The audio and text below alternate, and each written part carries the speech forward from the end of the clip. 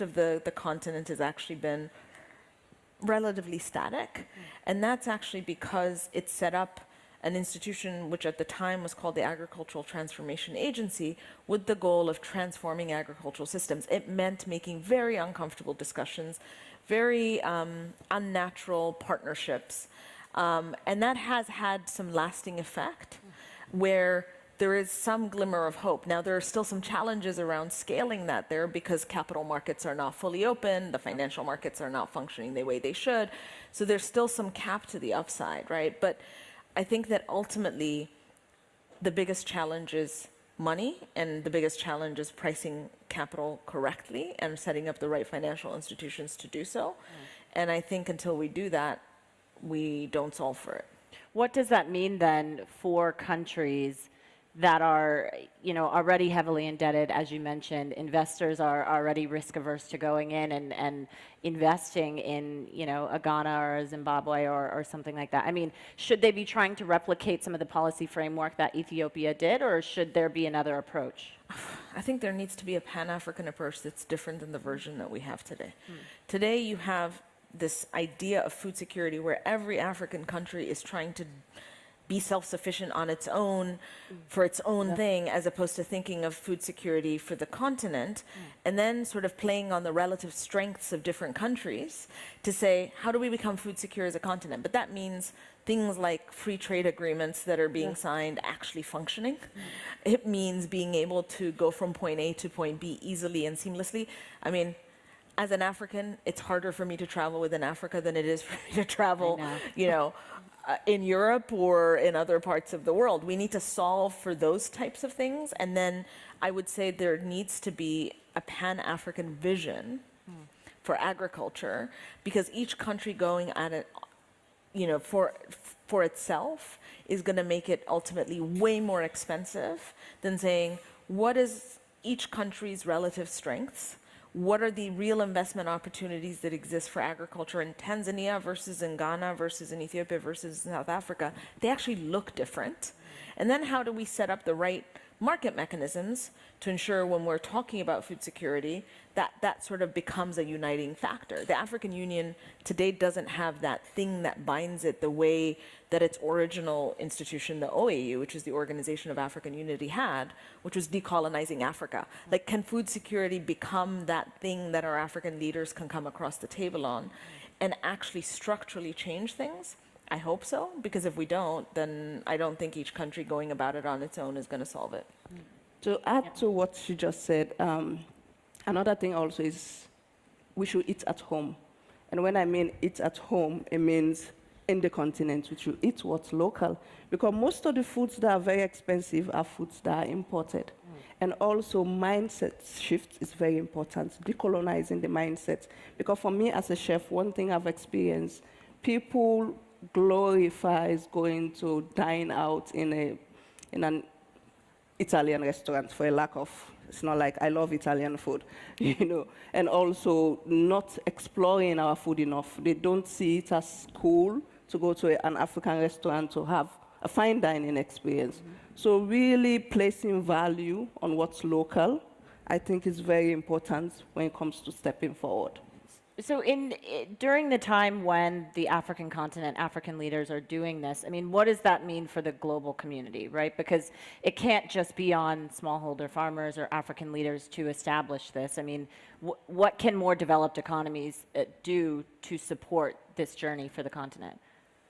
Tatika, do you want to jump in? Yeah, that's... apparently, I will go into the private capitals, because we are fully funded by private capitals, not in Africa, but outside. The money is coming from Asia to Africa. So I think it's also being patient and seeing the numbers. As we know, Africa has the highest land per capita. It has so much potential in agricultural production. And what more, where to plant than in Africa? In Europe, land is very expensive, and everyone is fighting for the same piece of land, whereas in Africa, there's so much potential. I think it would be about making agriculture in Africa sexy, because I'm pretty sure some of the investments here would not jump into agriculture because it's too the tenor is very long, the ROI for investing in the sector is very high, and to exacerbate that to Africa. So it's two-way for us as well, working in Africa, to make it more conducive, to do some marketing, to make it palatable to the investors outside, especially in the developing countries. And at the same time, transfer the knowledge of what works in our countries, such as regenerative agriculture, which has been practiced in Brazil, in South America, in Europe, in even the United States of America. So I think there would be more dialogues, more understanding, and looking at the numbers. Where would you rather plant? In Europe with small pieces of land, but in Africa where we have so much vast land, significant amount of land. Fatmata, can you talk about some of the experience that you've had, especially because you are a chef, and when Sarah's talking about a Pan-African approach, we were talking earlier about how you're sort of trying to fusion a lot of different cultures and sort of take this approach. Can you talk about that a little bit? Yes, so for me, it's really about promoting African gastronomy to start with, because I believe my dining concept, my restaurant, is a vehicle to actually champion change, in my community. So, for example, if a diner comes to my restaurant, I'm telling the stories, I'm giving them knowledge about grains that they're supposed to use more. I'm sharing recipes. And also a lot of collaborations around the world with other chefs from East, West, South, even chefs outside of the continent. Something I usually do is I take ingredients with me. So key ingredients like fonio, like millet. When I'm collaborating, some of the chefs are Michelin star chefs. I'll give them as a gift, and I'll challenge them that create a recipe. Because for them, they don't have any emotional attachment or grandmother's recipes or rules to it, and they are very creative. They have a way more modern approach to ingredients. So they'll come up with very interesting things like fonio crackers, millet bread, millet ice cream. And that sparks conversation, because when you share that on platforms, you add that to your menu, people are curious, like, oh, so there's a way I can actually use fonio without just sticking to the traditional way. So that's a way also, to highlight and educate people about it. It's really about information, research, and when it comes to farming itself and how we can scale up, mechanization is very important. When I was looking for machines for my project in the north of Ghana, it was very challenging. I could easily find a machine in China, but I wanted to stick to also, supporting local manufacturers. I had to go all the way to Senegal to buy a machine. Back to Ghana, the machine wasn't even working. So, all of this, and there are ways to do it. There are institutes locally. You don't have to. The invention is important. Challenge universities, challenge institutions, like these technical schools. Come up with how can we create a machine locally, and that can support these farmers. Finding a market for them, and just being part, create space to have these conversations and really do the work.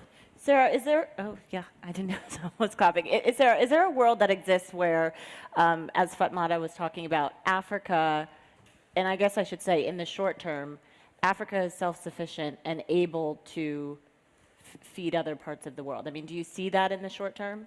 In the short term? Define short term? I know. I mean, how far off are we from that, I guess? Unfortunately, we're very far off, right? The promise of a green revolution has yet to come. And listen, we coined the term food security in the 1970s, right? Like, it was in the 1970s at some UN conference, Henry Kissinger actually came up with the term, and this whole promise of we have the technology and we have the know-how and we have the money, we have all these things for no kid to go hungry, for nobody to go to bed hungry. There was a grand speech, and that's where the term food security came. Ever since then, for every major international conference, we still talk about food security and we still talk about the promise, right? And I think it ultimately sort of boils down to, do we have the leadership in place and the political will and the commitment to make the hard decisions, including maybe some potentially unpopular ones, right? Like, so Fatimata talked about the fact that we keep talking about small-scale farming, but we're not talking about scale, because what scale does is it drives down the cost of production, And if the cost of production is high, you're not going to be able to be competitive in a global market, right? So to be competitive in a global market, you have to bring down the cost down of production. For that, you need scale. Now, I always say what shocks me is every time I go to an agricultural conference on the continent, I never see a minister of education in the same room as the minister of agriculture. And why I think those two go hand in hand is we need to scale agriculture for agriculture to work in Africa. That also means you have a very large population that needs an alternative set of industries to go be employed in, which means our education ministers and our education systems need to proactively plan so that the sort of only job that the next generation has is not to sort of tend to the family farm, right? And so I think if you come up with a way where you're actually planning this in a methodical enough way, you need scale. And for scale, you need to then tackle unemployment that is going to happen at sort of large scale in the rural areas, which is why it's not popular to talk about moving from small scale agriculture to large scale agriculture. Is what's going to happen to all the people that are going to need the jobs if you don't have the small scale farmers?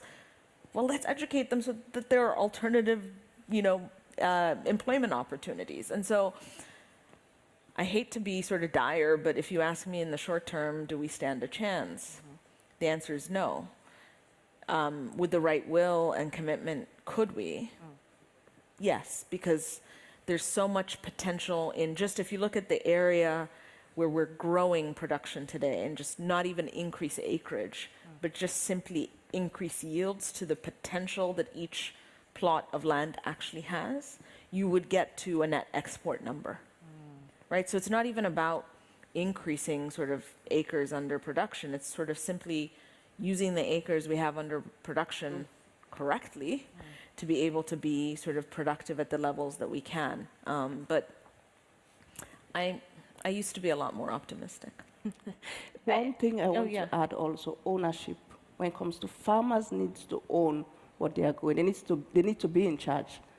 I feel like it shouldn't be just like they come in, they grow food, they harvest, they get peanuts, they move. If they understand the value of agriculture itself and they are in charge, of what they are growing, I think it's a big way to motivate more farmers to grow more food and people getting into the agricultural sector. We need to prioritize it. It needs to be a whole transformation, is what it sounds like. Yeah.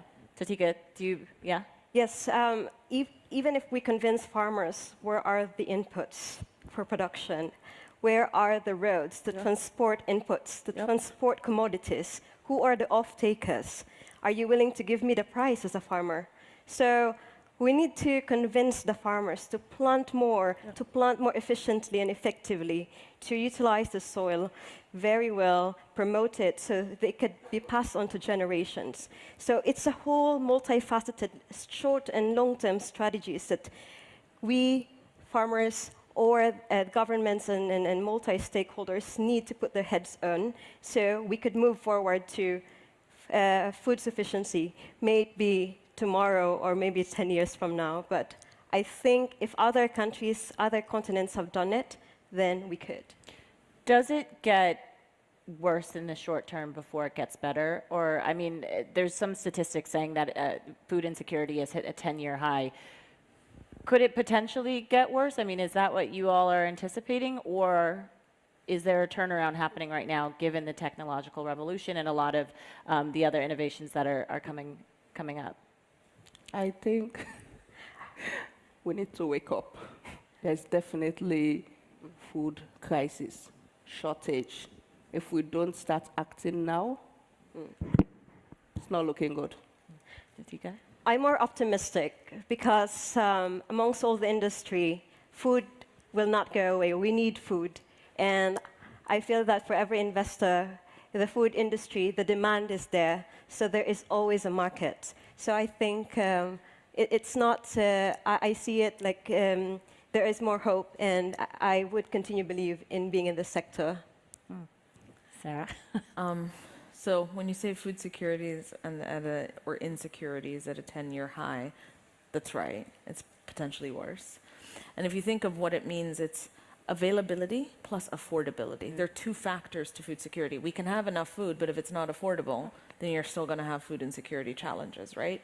And the continent faces both an availability as well as an affordability challenge.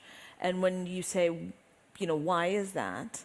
Food prices globally on a dollar-denominated basis over the past year have come off drastically since the start of the war. I mean, that sort of was an all-time peak for sort of how we measure food prices, which is typically on a dollar-denominated basis. But people eat on a local currency basis. And if you're a net importer of food, you are importing food using dollar reserves that you have and a currency that is significantly weakened. Right. Which many countries don't even have So when you look at the price of wheat on a dollar basis year on year, it's down, 20+% in the past year in dollars. But if you look at the price of wheat imported into Egypt, it's up 40% than it was last year. So it's when you think about sort of food insecurity, and this is one of the greatest challenges for the global debate right now, is everybody's sort of of this mindset like, oh, we don't have this problem, oh, we don't have this problem anymore, because everybody's following dollar-denominated prices without taking into account which countries are net importers of food, and what's their local currency done, and what do you need for it. And then to add to that, you add actually an unprecedented debt environment of these countries, which is countries have borrowed huge amounts of foreign currency denominated debt over the past decade. Why? Because interest rates in the US were very low, so markets went seeking yield elsewhere. So lending money to Ghana or to to Zambia, etc., on a sort of dollar-denominated basis became popular. And unlike our last debt crisis, where most of the debt was held by multilateral institutions that could restructure this debt, the debt environment that we sit in today and the countries sit on is very different. Most of the debt is not sitting with multilateral institutions. It's actually sitting in the hands of markets in the form of traditionally priced bonds. So you have a huge amount of debt that's coming due over the next 2 years that's foreign currency denominated. Currencies are weak. Food prices are high. You need the dollars to import the food, or are you going to default on your debt? So over the next 2 years, there's going to be this path that countries are going to be choosing constantly. Do I default? Do I save my dollars for imports? Well, whichever path you take, your currency gets weaker. So you get in this like really weird virtuous cycle. So we need to sort of start thinking of creative solutions, at least in the short term, around how to fix this, because the suffering is real on the continent, and most people do not realize it because everybody's following prices on a dollar-denominated basis. And that's part of what Grow Intelligence is trying to do, right? Trying. But it's hard. It's hard to convince so many different players. But I think what we try to do as a company is shine the light on the facts and the realities of where we are. We're a data company. I always say I have opinions. I don't voice my opinions. I try to sort of bring the facts to the table, and we try to share the facts with all different players, as uncomfortable as they may be. But at least we can look them, in the face and try to sort of come up with solutions. Right.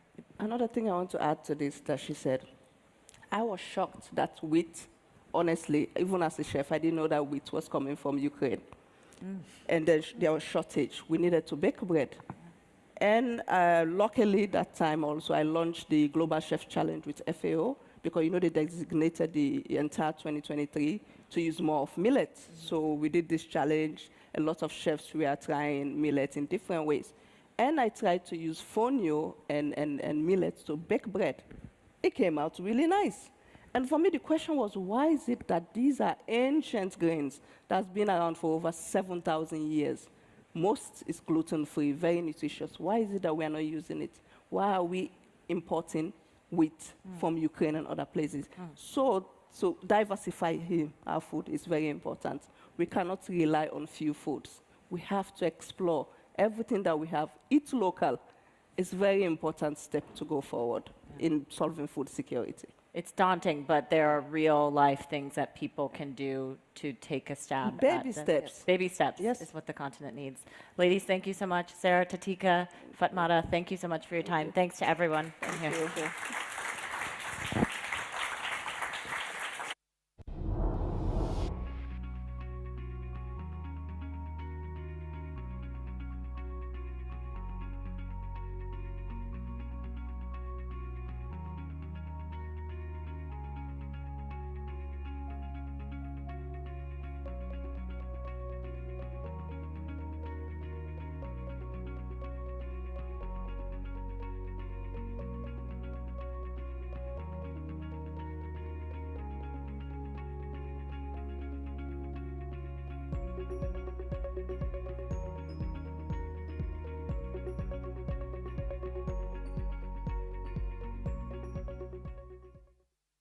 Please welcome back to the stage Eric Schatzker.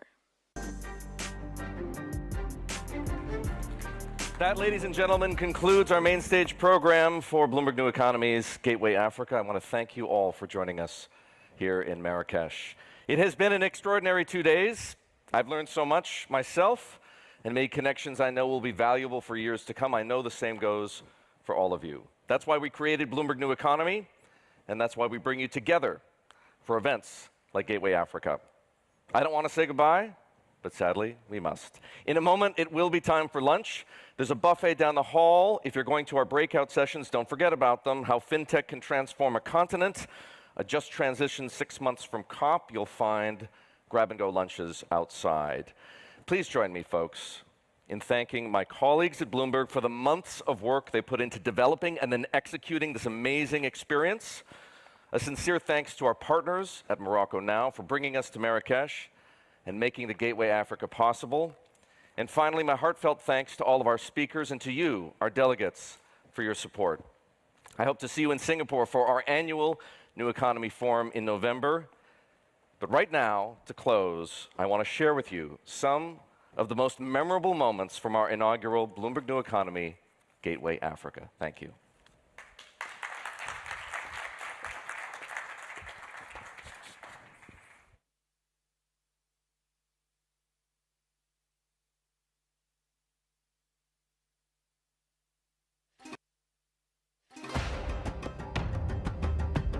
Welcome to Marrakesh and to our first Bloomberg New Economy Gateway Africa. Working together, we can drive innovation and create new jobs, strengthen international relationships, and build a more sustainable and equitable future.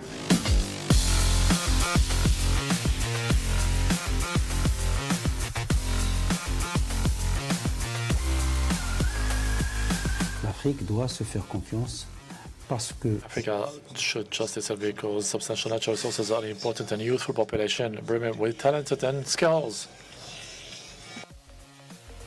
The AFCFTA must enable Africa to establish continental supply chains without disconnecting from the global economy. Governments need to ensure, to make sure that they have this capacity to guarantee the private sector that once they come on board. I believe 20 to 30 years' time will probably be the most competitive region in the world. How much are you prepared to invest in this continent? Tens of billions. Over what period of time? Well, I'm opportunity driven. We can build the cables you need. We can supply green hydrogen. Let's get going.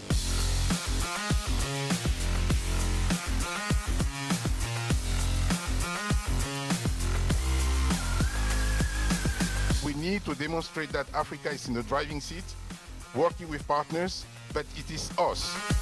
Africa has a big potential, many resources to create conditions for proper growth. Ultimately, how much governments are able to collect by way of taxes is about the social contract. Everything is being put together so that we have those creative solutions put in place.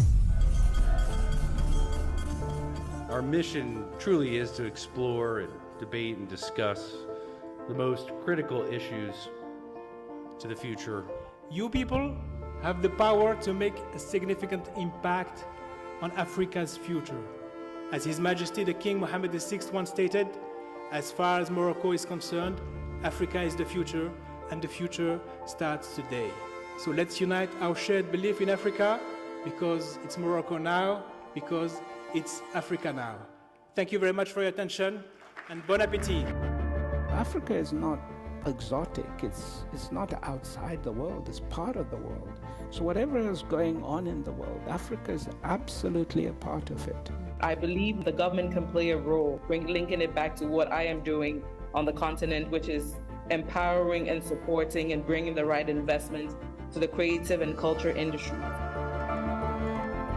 Focus on skills development to create that economic opportunity, because as we mentioned, that list of growing sectors is quite broad.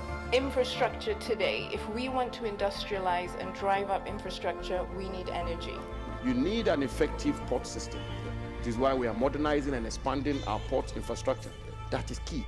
Why Africa now?